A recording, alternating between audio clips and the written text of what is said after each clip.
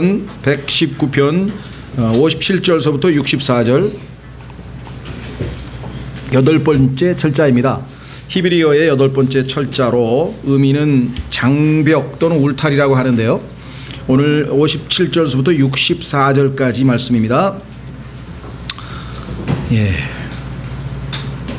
오 주여, 주는 나의 몫이오니 내가 주의 말씀들을 지키리라 하였나이다.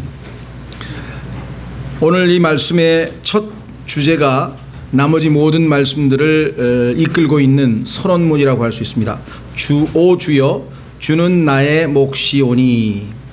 이 몫이라고 하는 것은 여러분들이 아시다시피 우리 원래 예를 여러 것으로 분할할 때, 나누어 가질 때 내 몫이 있고 네 몫이 있고 이렇게 몫을 나누죠. 이스라엘 백성들이 처음에 가나안 땅으로 들어갔을 때 하나님께서 12지파에게 각각 다 몫을 나누어 주셨던 것을 우리가 알게 되죠. 그러면 이 세상에서 살고 있는 모든 그리스도인들에게 과연 이 고백이 진실되게 나올 수 있느냐, 그것에 따라 우리의 신앙의 성패가 달려 있습니다. 오 주여, 주는 나의 몫이오니. 그렇다면 이 세상에 있는 나머지 모든 것들은 우리의 몫이 아니라는 거죠. 그것이 돈이 됐든 명예가 됐든 건강이 됐든 능력이 됐든 뭐가 됐든 간에 그것이 나의 몫이라고 고백하는 순간에 우리는 우상에 빠지게 되고 우리는 미끄러질 수밖에 없는데, 실제적으로 우리는 얼마나 자주 하나님 대신에 하나님이 주시는 무엇을 붙들고 있습니다. 그것이 우리의 몫이라고 주장하는 경우가 있어요. 당연한 내 권리인데 왜 나에게 그것이 안 돌아옵니까? 왜 나는 편안한 가족이 없습니까? 왜 나는 경제적으로 이렇게 어렵습니까? 왜 나는 옆에서 다정한 친구들이 없습니까? 왜 나는 전부 다 지금 자신의 몫을 구하고 있지만, 진정으로 그리스도인이 참 평안을 누리려면 오 주여, 주는 나의 몫이오니. 나머지는 다 일시적이고 다 덧없다 이거죠. 그렇죠? 아브라함이 그 유명한 고백을 했었죠. 전쟁이 끝나고 나서 아브라함은 뭐라고 얘기했는가 하니, 나는 너희들한테서 받들 몫이 하나도 없다. 다 가져라 이거야. 각자 자기 몫을 다 가지고 갔는데 아브라함은 하나님이 자기 몫이었기 때문에 아무것도 받지 않았습니다. 그 얼마나 많은 전리품과 자기가 전공을 세워서 모든 것이 자기 차지일 수도 있었는데 하나도 손대지 않았어요. 그때 하나님께서 그에게 했던 가장 위대한 축복의 말씀이 무엇인가? 그것은 바로 창세기 15장 1절에 있습니다. 확인해 보겠습니다. 우리 신앙생활의 실패는 여기에 놓여 있습니다. 하나님이 주시는 그 무엇을 바라는 거예요.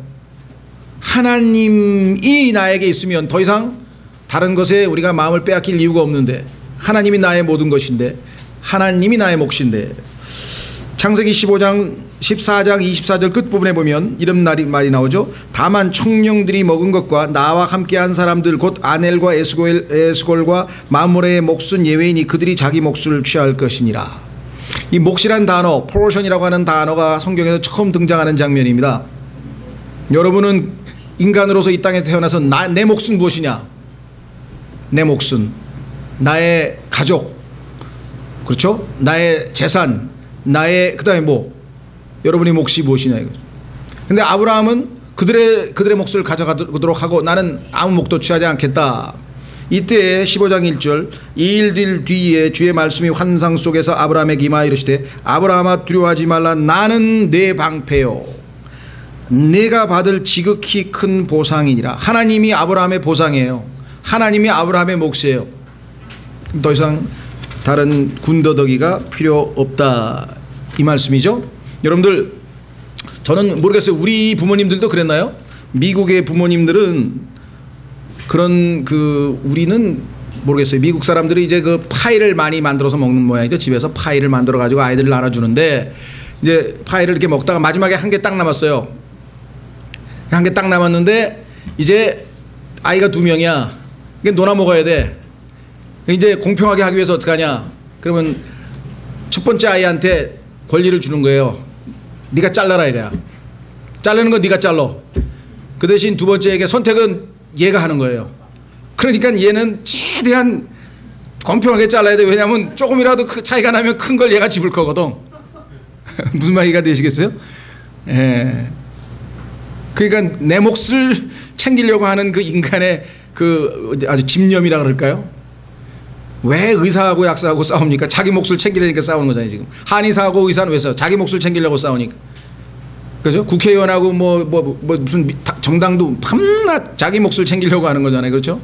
예. 하나님께서는요, 하나님의 말씀으로, 양날선 말씀으로 모든 것을 적나라하게 다 쪼개버려요. 쫙.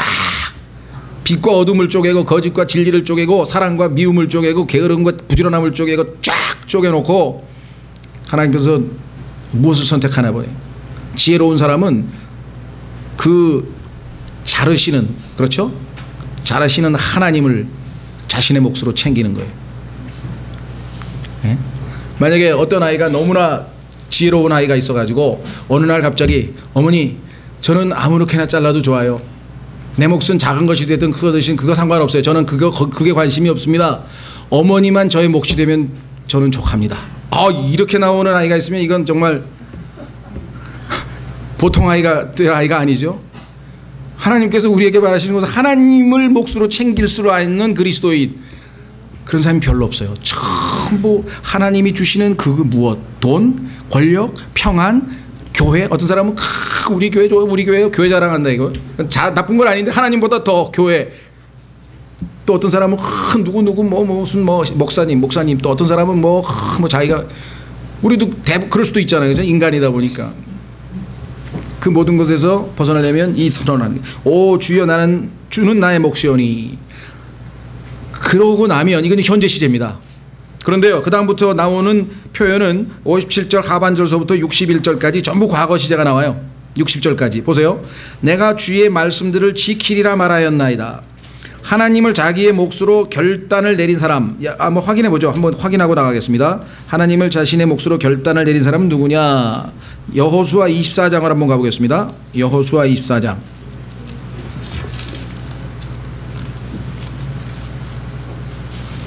온 천하를 주는 게 좋습니까? 온 천하를 만드신 분을 소유하는 게 낫습니까?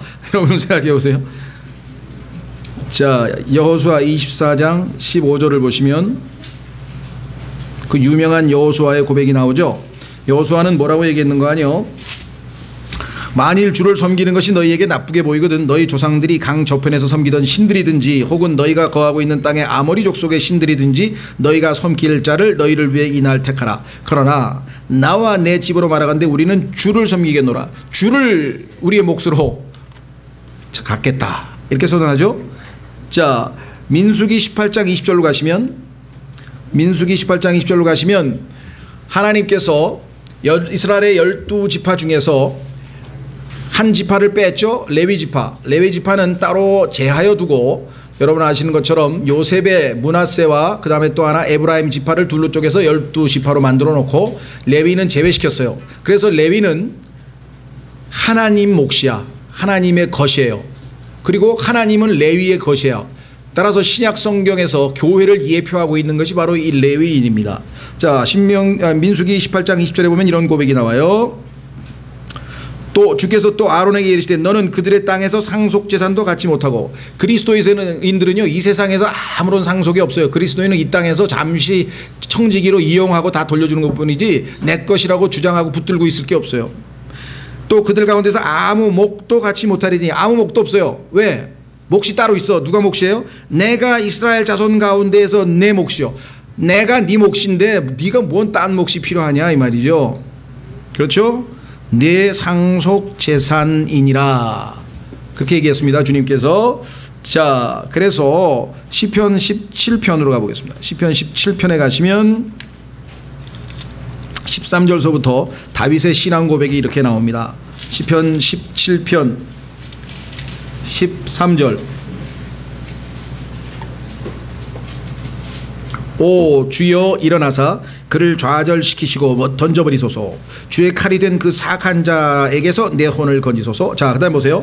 오 주여 주의 손이 된 사람들과 이 세상 삶에서 자기 몫을 받은 세상 사람들에게서 내 혼을 건지소서. 이 세상 사람들은 이 세상에서 자기의 몫을 갖고 있습니다. 주께서 주의 숨긴 보물로 그들의 배를 채우시니 그들에게는 자녀들이 가득하며 그들은 자기들의 남은 재산을 자기들에게 물려주나이다. 요즘 재산 물려주느라고 정신없죠? 증여 숨겨서 몰래 증여하고, 요번에 대법관 후보자 한 사람도 아버지가 자기는 모른데 땅을 뭐 아버지가 증여를 했는데 그 증여세를 안 내기 위해서 판 것처럼 그렇게 서류를 만들어 가지고 아들이 그걸 산 것처럼 돼 있는데 자기는 아버지가 그렇게 서류했는지 몰랐대. 그냥 어느 날 보니까 자기 땅이 돼 있더래. 예를 들면 그 몫을 남겨주려고 얼마나 우리가 애를 씁니까? 그런데 15절 나로 말하건대 여러분 어떻습니까? 이 세상에 무엇이 여러분의 몫입니까? 나의 의 가운데서 주의 얼굴을 바라보리니 내가 깰 때 주의 모습으로 만족하리이다. 주님 한 분만으로 만족하다고 찬송을 불렀는데 맞습니까? 그것이 여러분과 저의 신앙 고백인지. 그렇다면 만약에 그것이 사실이라고 한다면 우리의 삶은 어떤 결과를 낳을 것인가? 삶의 모든 것이 바뀌는 것이에요. 첫째는 뭐가 바뀌는가? 첫째 보시면 삶의 우리의 패턴은 어떤 삶이 되는가? 내가 주의 57절 후반절에 내가 주의 말씀들을 지키리라 말하였나이다. 말하였다고 하는 것은 의지를 나타내는 것이죠. 하나님 앞에 주님 말씀을 지키겠습니다. 이게 일종의 헌신이죠. 자기 자신을 하나님께 내어 맡기는 거예요. 내가 주의 말씀을 지키겠습니다 라고 그렇게 자기를 하나님 앞에 의탁하는 것. 내 인생은 이제 제 것이 아닙니다. 주님의 나의 몫이고 내가 주의 것입니다 하고 의탁하는 결단이 있죠. 따라서 예수 그리스도를 믿고 난 다음에 예수님을 나의 몫으로 딱 결정한 다음에 우리가 해야 될 첫 번째는 그분의 말씀을 듣고 그 말씀대로 순종하게 살겠다는 결단이잖아요. 그렇죠? 그겁니까? 아니면 예수 그리스도를 믿었으니까 온 천하를 주인이신 예수님이 나의 이제 주인 되셨으니까 이 세상은 다 내 거다. 이제 이 세상에서 실컷 한번 좀 몫을 챙겨보자. 그것이 여러분의 생각입니까? 그건 아니잖아요. 예수 그리스도께서 나의 주인이 되셨으니까 내가 이제 그분을 따르겠는데 그분을 따르려면 그분의 말씀대로 살겠다. 그것이 첫 번째 변화죠. 그리스도인이 됐는데 그 첫 번째 변화가 없었다면 그건 다시 한번 상고해봐야 다시 한번 생각해봐야 돼. 이거 정말 그리스도인이 된 거 맞나? 그리스도인이 됐는데 그리스도의 말씀대로 살겠다는 결심이 한 번도 없었다. 그건 문제가 있겠죠. 첫 번째가 바로 자신을 주님 앞에 의탁하는 것입니다. 자, 두 번째는 어떻게 되는가? 58절 내가 온 마음으로 주의 호의를 간구하였사오니 주의 말씀에 따라 내게 긍휼을 베푸소서. 다시 말하면 두 번째는 주님과의 교제입니다. 온 마음으로 주의 호의를 간구하였사오니 이제 주님 앞에 나아가서 말씀을 공부하죠. 말씀을 따라야 되니까. 그러니까 그리스도인이 되고 나면 첫 번째 변화가 뭐냐? 성경부터 사는 거예요. 왜? 아무 상관이 없었지만 이제는 이 말씀이 나의 모든 것의 기준이 되는 거야. 그 다음에 어떻게 합니까?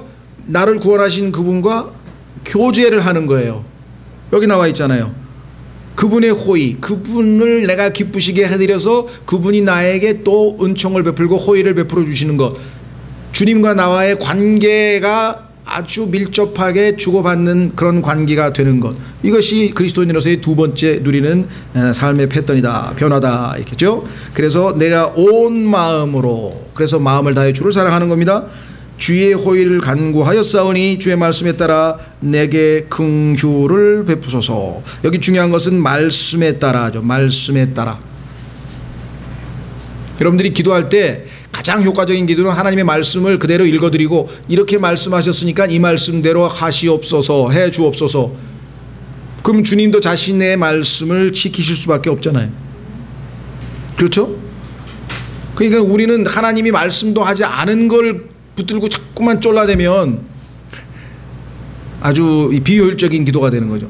다윗은 항상 하나님의 말씀대로 하나님이 긍휼을 베푸시겠다고 말씀하셨으니 그 말씀대로 저에게 긍휼을 베풀어 주십시오. 이렇게 기도했다는 것이죠. 그래서 58절은 그리스도인의 삶의 패턴에 있어서 두 번째, 주를 자신의 몫으로 정한 사람은, 결단을 내린 사람은 첫 번째에는 말씀을 따라 살겠다는 의탁, 하나님의 자신의 인생을 맡기는 것과 두 번째는 자신의 주님과의 말씀에 따른 교제, 기도, 이렇게 두 번째 삶의 패턴이 바뀌게 될 것이겠죠. 그러면 주님과 교제하고 하나님의 말씀을 읽고 그 다음에 어떤 일이 벌어질까요? 세 번째 59절 내가 나의 길들을 생각하고 주의 증언들을 향해 내 발을 돌려싸우며.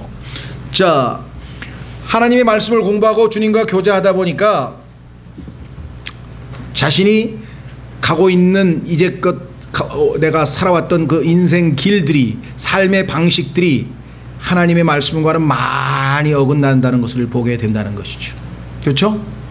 나는 많이 받을 때 여태까지는 행복한 줄 알았는데 주는 것이 받는 것보다 더 복되도다라는 말씀을 성경에서 읽었다. 가만히 있어봐. 그러면 받는 것도 행복한 거지만 주는 게 더 행복하다고 하셨네. 그렇죠? 그 여러분들이 누군가에게 베풀 수 있는 그러한 환경을, 조건을 하나님이 만들어 주셨다면 그건 보통 축복이 아니고 거기에서 믿음으로 주는 삶을 실천한다면 더더욱 복된 삶이고, 그것 이외에도 내가 이제껏 살아온 삶의 방식, 여기서 길들이라고 하는 것은 way인데요. way. 내가 하고 있던 생활 방식, 뭐 또 언어, 그죠? The way of life. 우리의 생활 방식이라 그러죠? The way of speaking. 말하는 방식도. 하여간 모든 내가 지금까지 걸어왔던 길들을 어떻게 해야 된다고요? 곰곰이 어떻게? 생각해야 된다. 내가 나의 길들을 생각하고 라고 얘기했죠.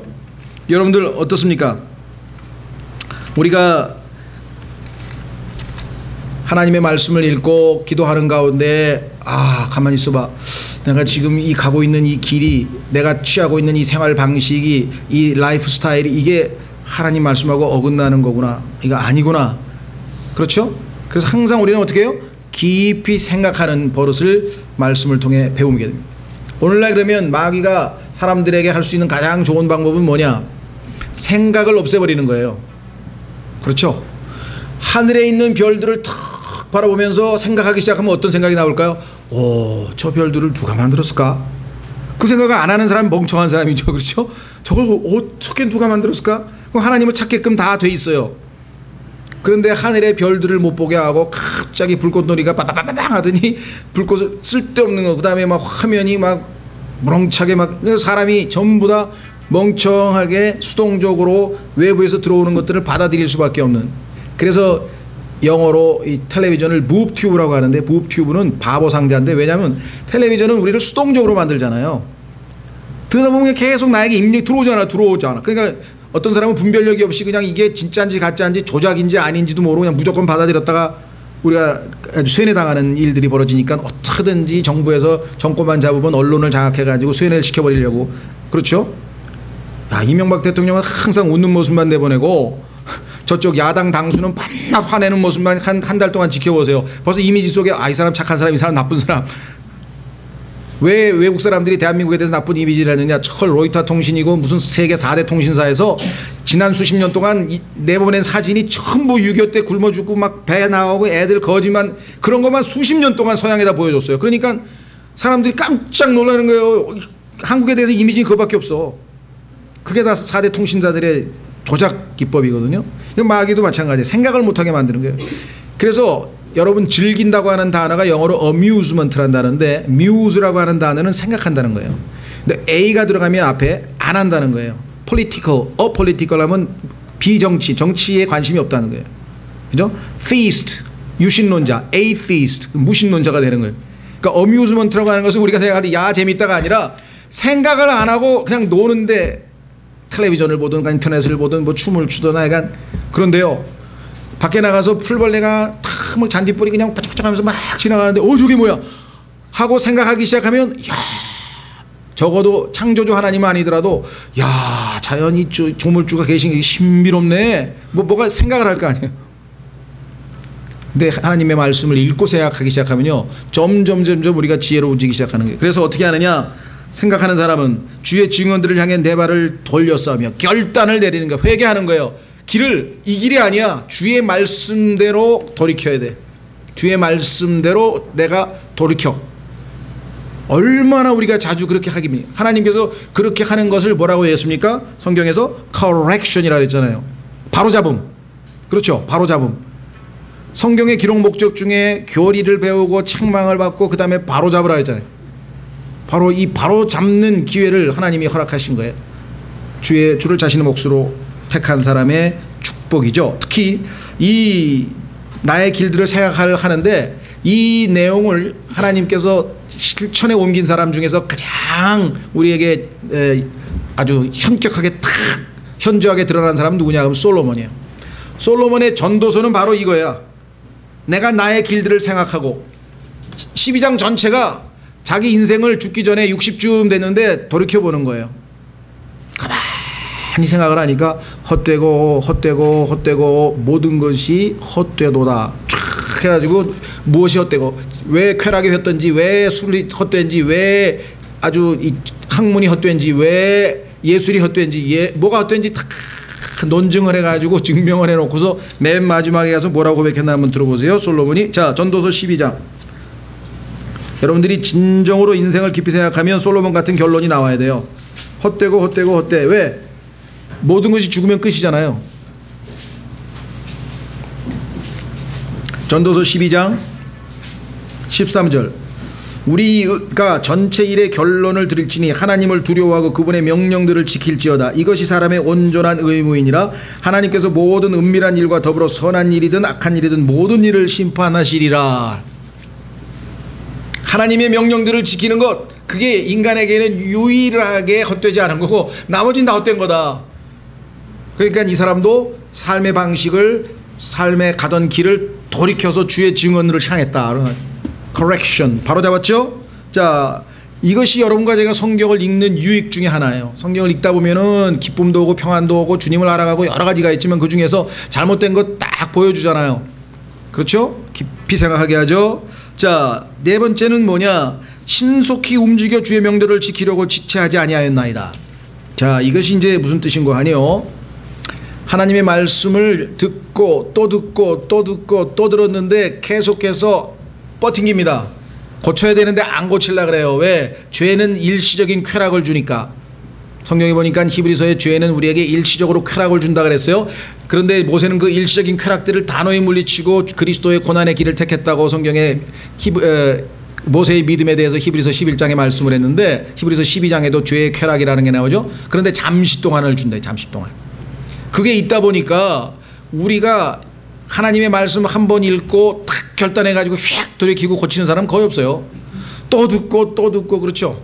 망치도 처음에 한 번 맞아서 돌이 깨지나요? 두드리고 두드리고 두드리고 두드리고 나중에 깨지듯이 하나님께서 오전에 또 예를 들면 주일학교에서 들었는데 오후 설교 때 보니까 또 구절이 그 구절이 나와서 저녁에 형제들과 교제하는데 또 그 구절이 나와서 수요일날 또 그 구절이 나와서 한 2, 3일 있더니 2, 3주 있더니 또 그 구절이 나와서 아이고 이제 안 되겠다. 이건 그냥 마음이 이제 뭐예요?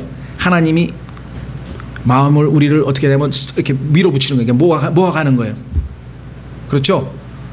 처음에 아이가 아주 손에 이 잘못된 것을 들고 있습니다. 위험해요. 또 더러워요. 그래서 어머니가 얘기합니다. 얘 그거 버려라. 근데 가지고 노는 게 재밌어요. 말 안 들어요. 버리라니까. 계속 놉니다. 10분 있다가 버려. 20분 있다가 버려. 30분 있다가 버려. 그럼 어떻게 돼요? 그제서야 그냥 활짝 놀라가지고 알았어요. 이게 여러분과 저의 하나님과의 관계에서의 모습이에요. 그래서 여기 보세요. 신속히 움직여. 이제 하나님께서 여기도 맞고 여기도 맞고 계속 코너로 몰아서 너 여기 가서 기웃거려도 해결이 안 돼. 여기 가서 기웃거려도 해결 안 돼. 잘못된 거 선택해서 내가 너의 몫인데 왜 나는 놔두고 엉뚱한 데 가서 여기저기 기웃거리고 있어. 다 버리라니까. 버리라니까. 하다가 나중에 하나님께서 정말 이제 크게 고통을 치면 그냥 막 화들짝 놀래가지고 그냥. 그렇죠? 보세요. 신속히 움직여 주의 명들을 지키려고 지체하지 아니하였나이다. 이게 처음부터 그러는 거 아니에요. 애들이 그럼 뭐 부모님처럼 편한 직업이 어디 있어요? 제일 힘든 골백 번 얘기를 해. 또 하고 설교 마찬가지입니다. 지금 15년째 로마서 12장 1절 또 해도 그 말씀 듣고도 여전히 산희생물로 안 드리는 분들이 있어요. 산희생물은커녕 그죠? 영적으로 죽어 있어가지고 옴짝달싹도 안 하든지 죄에 대해서는 살고 하나님께 대해서는 죽든지 막 거꾸로 나가는 사람도 있다. 자, 그 다음은 어떻게 바뀌겠습니까? 61절 사악한 자들의 무리가 나를 강탈하였으나 나는 주의 법을 잊지 아니하였나이다. 마지막 삶의 패턴은 뭐냐? 일관성이에요. 주님이 나의 몫이라는 게 인식이 확 박혀있는 사람은 어떤 상황이 발달돼도 예를 들면 여기서 이제 강탈은 어쩌면 재산상의 손해일 수도 있습니다. 그렇죠? 뭐 모르겠어요. 도둑을 맞았는지 사기를 당했는지 아니면 뭐 일제시대 때 같으면 막 그런 사람 많죠. 뭐 공산당이 와서 싹 털어갔든지 뭔지 모르겠어요. 뭐 그거 꼭 물질적인 것만 얘기 안 하더라도 하여간 우리의 무언가를 마귀가, 악한 자가 와서 강탈해 갈 수 있습니다. 내 마음의 평안을 강탈해 갈 수 있죠. 그렇죠? 하루에 여러분 주변에 여러분 속을 뒤집어 놓는 사람들은 몇 명이나 되나요? 그렇죠? 대부분의 사람들은 옆 사람을 쳐다보는, 남편과 아내 중에서 제일 속을 왜 가까이 붙어 있으니까. 멀리 있는 사람들이야 속을 뒤집어 릴 리가 없지. 멀리 있으니까 그냥 넥타이 매고 좀 훌륭한 사람인가 보네. 가까이 있으니까 집에 와서 뭐 양말 벗어가지고 칙 던지고 그냥 뭐 앉아가지고 저 왼수 그렇죠? 뭐 어떤 할아버지가 무슨 방송에 나와가지고 할머니 옆에 앉아가지고 퀴즈를 냈더니 우리 사이 그랬더니 이제 뭐 천생연분이 나올 줄 알았더니 평생 왼수 뭐 그랬다고 그런 얘기가 있습니다만 어쨌거나 사악한 자들의 무리가 나를 강탈하였으나 나는 주의 법을 잊지 아니하였나이다. 이게 이제 승리예요. 인내, continue. 주님의 나의 몫이니까 나에게 어떤 일이 벌어지든지 모든 것을 주관하시는 하나님께 의탁하겠다. 바울은요, 비록 여러분 아시는 것처럼 살인도 저질렀죠, 간음도 했죠, 거짓말도 했죠. 이건 뭐 구약에서 제일 큰 법이고 용서받을 수 없는 그런 죄인데도 하나님 마음에 합한 자라고 성경에 써 있어요. 그 상황에서도 커렉션, 단호하게 돌이키고 신속하게 하나님께로 돌아가서 다시 어떻게 했습니까?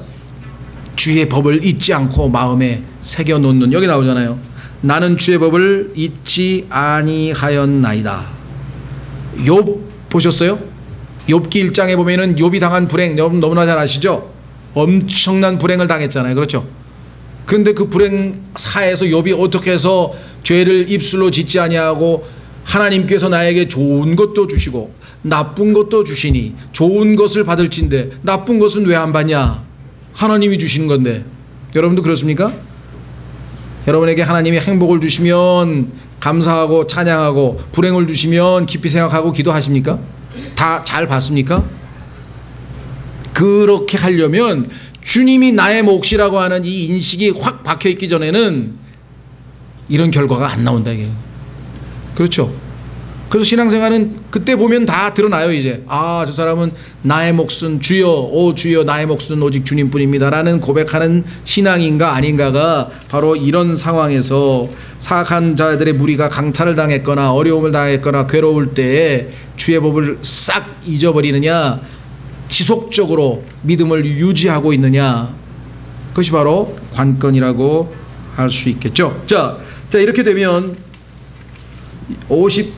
60절까지 우리의 삶의 변화, 61절까지 죄송합니다. 패턴에 대해서 살펴봤죠. 자, 그런데 62절에 가니까 시제가 미래로 바뀌었어요. 미래로. 현재, 과거, 그 다음에 미래. 그 무슨 소리냐? 이와 같이 삶의 패턴이 주님이 자신의 몫으로 선택한 이래로 변화되어 온 사람은 어떠한 스타일로 앞으로 삶을 살 것인가가 여기 나온단 말이에요. 어떤 스타일로 대합니까? 62절에 죄송합니다. 62절에 내가 주의 의로운 판단들로 인하여 한밤중에 일어나 주께 감사를 드리리이다. 이거 엄청난 일이죠. 주님께서 내리신 판단들은 때로는 내가 받아들이기 어려운 판단들이었지만 나중에 보니까 다 의로운 판단들임이 입증됐어요. 너무나 고통스럽고 하나님이 어찌해서 나에게 이와 같은 고통을 주실까? 욥도 그랬겠죠. 하나님 어찌하여 나에게 이런 일이 벌어졌습니까? 그러나 그 상황에서 일관성 있게 주님을 의탁한 사람에게는 어떤 일이 생기는가? 주님이 보상으로 감사하는 마음을 주신다. 감사하는 마음. 여러분의 마음에 짜증과 불평이 생기는가 감사가 생기는가가 여러분의 신앙생활의 열매로 나타난다 이거예요. 진심으로, 심지어는 밤중에. 왜?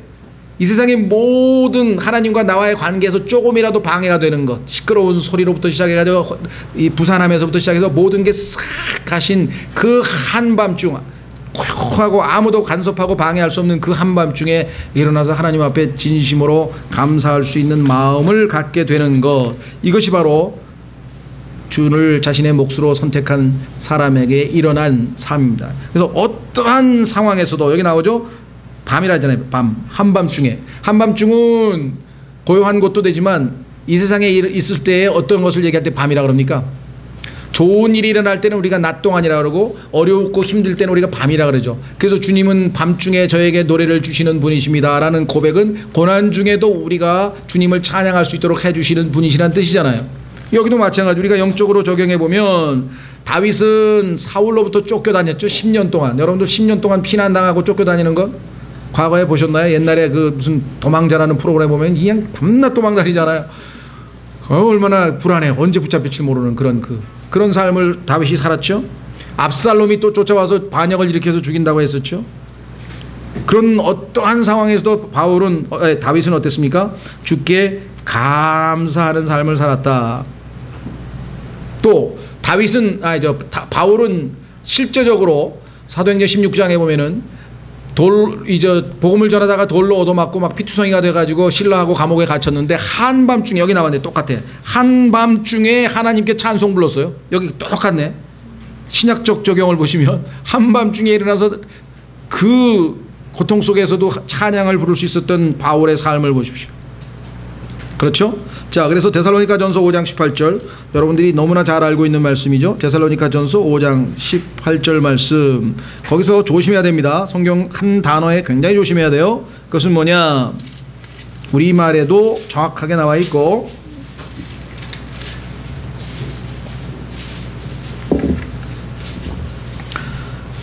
데살로니가전서 5장 18절, 모든 일에서, 그렇죠? 모든 일에서 감사하라. 이것이 그리스도 예수님 안에서 너희에 대한 하나님의 뜻이니라. 자, 여기서 전치사가 영어로는 in이라는 전치사인데요. 우리말로는 모든 일에서 그랬어요. 근데 뉘앙스가 조금 우리말로는 쉽지 않죠. 이게 무슨 뜻이냐? 어떤 일이 닥쳤을 때, 그렇죠? 어떤 일에 대해서든 무조건 우리가 감사하는 게 아니에요. 그렇죠? 여기서는 예를 들면 어떤 일에 대해서 감사가 아니라 어떤 일이 벌어졌는데도 불구하고 그 상황에서 감사한다는 뜻이에요. 무슨 꼴이냐면은 자식이 교통사고로 죽었다. 그렇죠? 그때 자식이 교통사고로 죽었기 때문에 하나님 감사합니다. 이건 아니다 이 말이에요. 무슨 말인지 알겠어요? 그렇게 되려면 영어로 for가 돼요. for all things 가죠. 그게 아니라 비록 자식이 교통사고로 죽었지만 그 상황에서도 하나님, 저는 이유를 모르겠고 너무나 슬프고 괴롭고 너무나 힘듭니다. 그러나 하나님은 나에게 선하시고 내 자녀도 아버지의 자녀이고 자기 자신의 자녀인데도 불구하고 하나님이 이와 같은 상황을 허락하셨다면 이 상황에서 저는 아버지께 감사하고 싶습니다. 그 얘기죠. 상황 안에서도. 그래서 로마서 5장 3절에서도 환난 중에도 우리가 기뻐할 수 있다는 것이지 환난 자체를 기뻐할 수 없잖아요. 그렇죠? 여러분들이 믿음이 너무 좋아가지고 이제 3개월밖에 못 삽니다. 말기암입니다. 할렐루야 기쁩니다. 할렐루야. 이거는 정신병자죠. 너무나 고통스럽죠.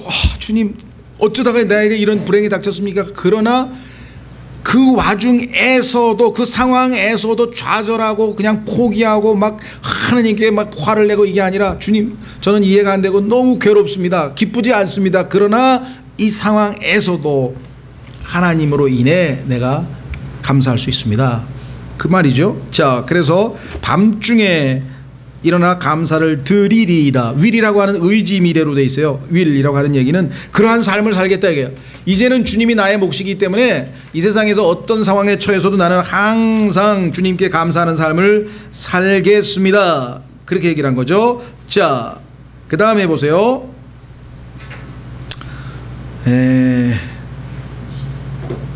63. 여기 보시면 나는 주를 두려워하는 모든 자들과 주의 훈계들을 지키는 자들의 벗이니라.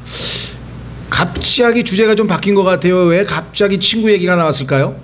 여태까지 하나님과 우리와의 관계만 잔뜩 얘기했는데 여기 아주 신앙에 아주 심오한 비밀이 숨겨 있어요. 그것은 뭐냐면 하나님과의 관계가 확실하게, 수직 관계가 확실하게 되지 않으면 수평 관계는 자동으로 엉망으로 되게 돼 있어요. 지금 하나님과의 올바른 관계가 안 돼 있는 사람이 옆 사람에게 친절하게 대하고 부드럽게 대하고 그건 불가능한. 위선은 할 수 있죠. 위선. 왜? 괜히 신경질 냈다가 내일 뭐 빵 안 사러 오면 안 되니까 빵집 사람이 성질은 났지만 지금 그러나 진실되게는 못한다 이 말이에요. 그렇죠? 그러니까 하나님과의 관계가 확실하게 올바르게 돼 있어서 마음의 평안이 완전히 하나님에 의해서 통제된 사람은요, 옆에 있는 다른 사람에 대해서도 얼마든지 바르게 행할 수 있다 그 말입니다. 그래서 여기 보면은 인간관계의 어려움, 이 세상에서 왜 모든 인간들이 괴로워하고 암에 걸리고 뭐 짜증나고 이게 다 이게 뭡니까? 나 이외에 다른 사람과의 관계에서 벌어진 일이에요. 그러니까 요즘 다 뭐예요? 완룸족 다 집 혼자 지어가지고 자기 혼자 처박혀가지고 맨날 컴퓨터 두드리는지 왜? 골치 아프게 하는 사람하고 없으니까 얼마나 편해. 시집도 안 가 장가도 안 가. 왜? 골치 아파. 그렇죠? 솔직히 얘기해 보세요.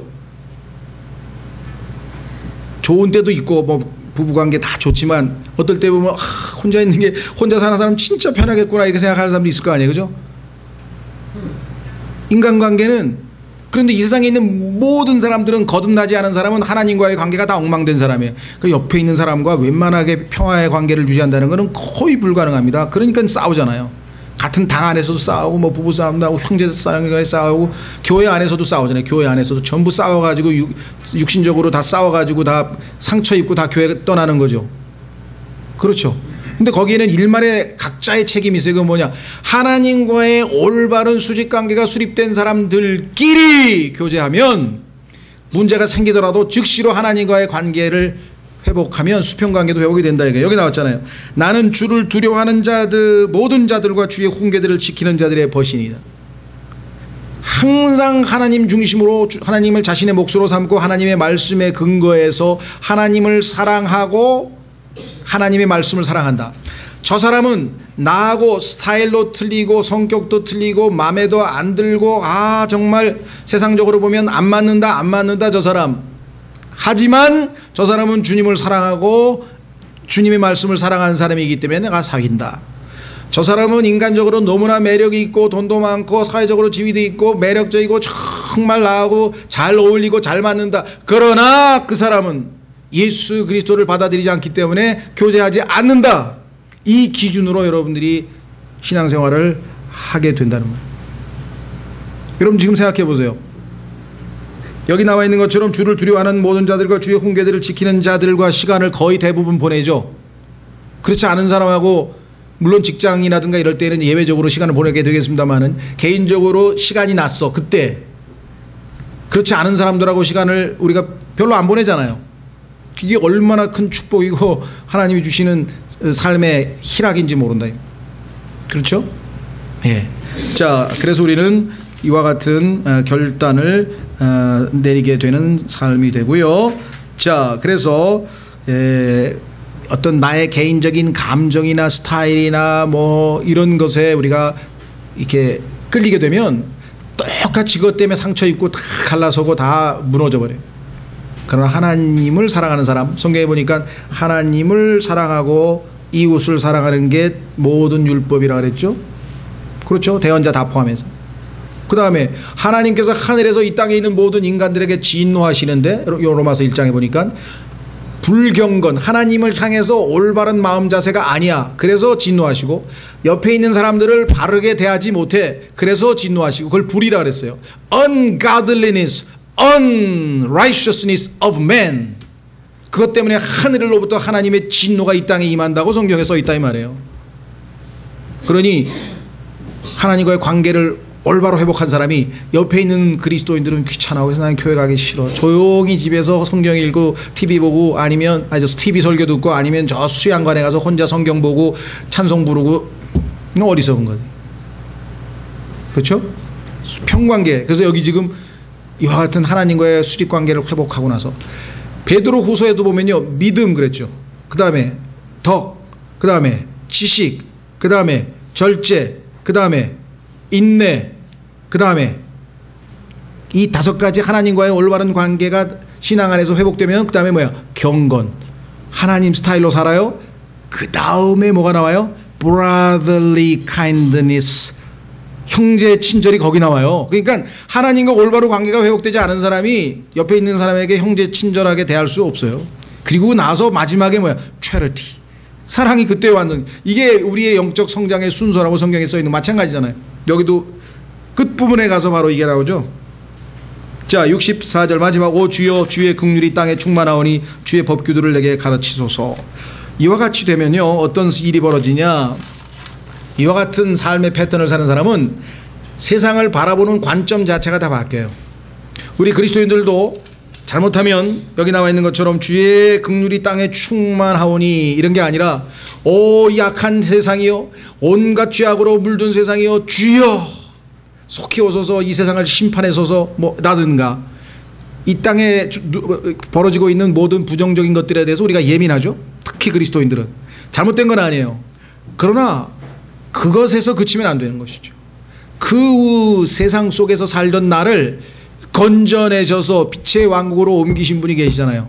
지금도 그 역사를 하고 계시잖아요. 지금 이 울고불고 정말 죄 가운데 서로 물고 뜯고 지옥으로 향해서 바글바글대고 죄악에 아주 물도 쪄찌든 이 세상 속에서도 하나님의 영광의 빛이, 복음의 빛이 비치면서 많은 사람들을 건져내고 계신 그 하나님의 긍휼의 풍성하심을 우리가 보고 있네요. 디도서에서도 하나님께서 긍휼로 인해 우리를 구원하셨다고 성경에 나오잖아요. 그렇죠. 여러분들 아담이 죄를 지었을 때 여러분 어떻게 했습니까? 하나님께서 그를 가죽옷을 입히셨잖아요. 서부터 시작해서 하나님의 긍휼은 오늘날 우리 복음의 역사를 통해 구원에 이르기까지 면면이 아브라함이 자신의 아내를 그냥 팔아먹으려고 할 때도 하나님이 다시 회복시켜주고, 그렇죠. 다윗도 엄청난 죄를 졌는데 다시 회복시켜주시고, 낙담했던 엘리야도 다시 회복시켜주시고, 하나님의 긍휼이 지금 온 천하 만물에 지금 가득 차 있는 그러한 관점으로 세상을 바라볼 수 있는 사람은 주님이 나의 몫이라고 고백할 수 있는 신앙인일 때에만 가능하다. 여기 오 주여 주의 긍휼이 땅에 충만하오니, 그렇기 때문에 이 주의 법규들을 내게 가르치소서. 그렇죠. 주님의 긍휼하심 때문에 이 땅에 있는 사람들이 아직도 말씀을 배울 수가 있습니다. 그래서 우리가 전도지를 주고 책자를 주는 거예요. 그거에 반응해서 구원받겠다고 하는 사람 나타나고, 그렇죠. 변화받는 사람이 나타나고, 하나님의 긍휼의 역사는 아직도 진행 중이잖아요. 진행 중이. 오늘 참으로 주여 주는 나의 몫이오니라는 이 신앙 고백이 우리의 삶의 가장 중심입니다. 그래서 마음을 자기가 솔직하게 들여다보는 거예요. 주님이 나의 몫인가? 주님이 가져다 주시는 축복이 나의 몫이냐? 그렇죠? 주님을 사랑하는 거냐? 주님이 주시는 그 좋은 것들을 사랑하는 거냐? 한번 가만히 생각해 보세요. 하나님께서는 주님을 몫으로 택한 사람은 나머지는 다 버리라 이게. 그렇죠? 예, 그래서 오늘 이 말씀이 그리스도인에게는 큰 영적으로 교훈이 되고 축복이 되는 말씀들인 것 같습니다. 오늘 이 시간에 여러분과 제가 진심으로 주 앞에 주는 나의 몫이라는 고백을 매일 솔직하게 할 수 있는 그러한 신앙을 유지할 수 있도록 도와주시도록 시간 잠깐 다 같이 기도하겠습니다.